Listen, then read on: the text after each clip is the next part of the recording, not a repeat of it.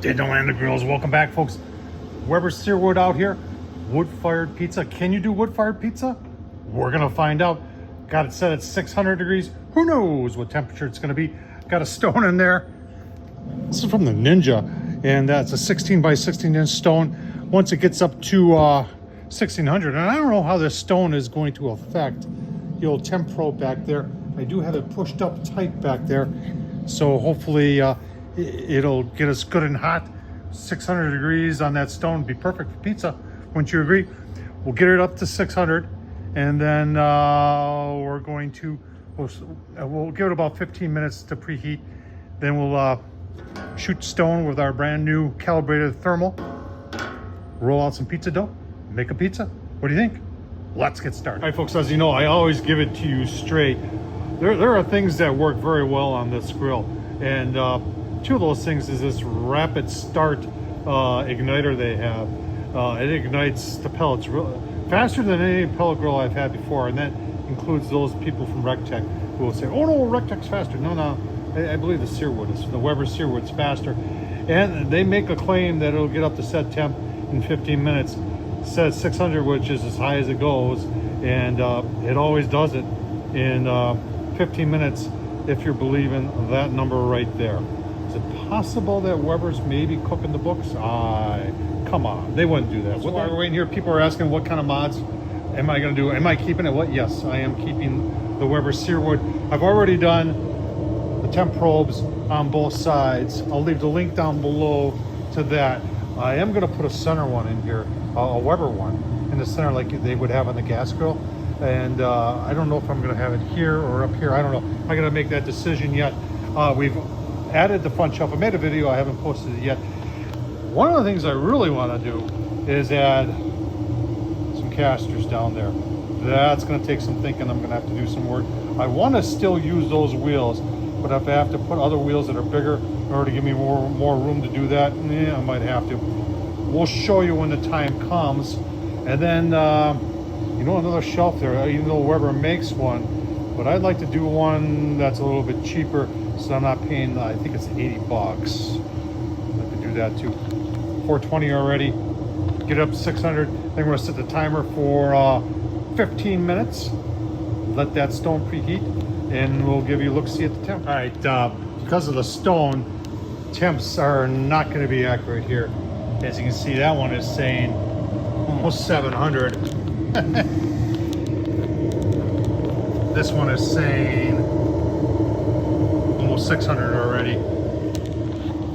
That's saying 465. It's because of the stone. All right, the grill's reached 600 degrees. That didn't take very long at all. Less than 15 minutes. We're gonna start a timer and let that preheat for 15 minutes.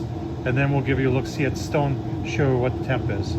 And then we'll go make a pizza. All right, there's the temp of the handle. Now remember, that 16 by 16 stone is directing all the heat up to the front, and that's why the handle. So if you do this is gonna be hot. You might wanna wear gloves. All right, timer complete, 15 minutes. Get that out of there. I'll show you the graph here. Looks like we had a spike there. Went to almost, it looks like it almost went to 650. So we're gonna, hang on, gotta reset this here by pressing this. It says we're 600. I'm sure we are. We're not gonna check the sides because of the 16 by 16 stone. That's not gonna give us accurate reading, but let's see what the stone is reading.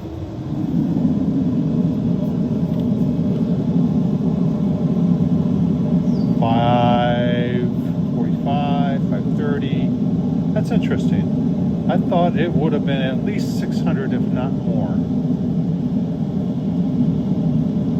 Those of you who are wondering, this is actually probably a pretty accurate test. Although you're gonna say, well, you know, it's blocking the flow of air. 500s. Let's put it down. Still gonna make a pizza. Let's go do that. There's our pizza dough right there. Roll this out. I'm using one of these pizza launchers, which will work really well in this case because we got a wide open space on the Weber. Got some classical pepperoni, mozzarella. Put it on the grill. Give you a look. All right, let's launch our pizza. Remember, this is on all the way to the back here.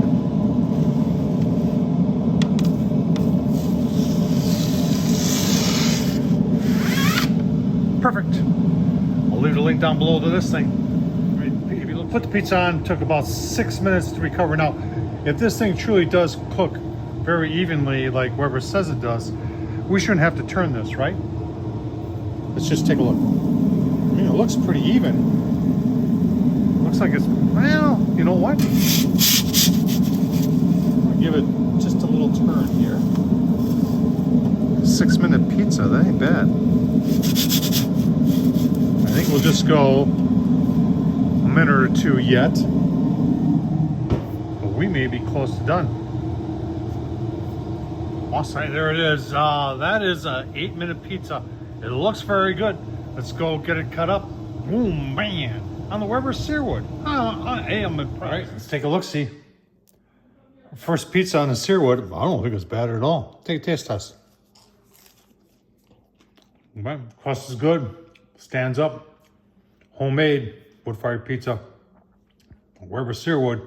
Yes, you can. Tom Horseman YouTube. Thumbs up, leave a comment. And as always, thanks for watching.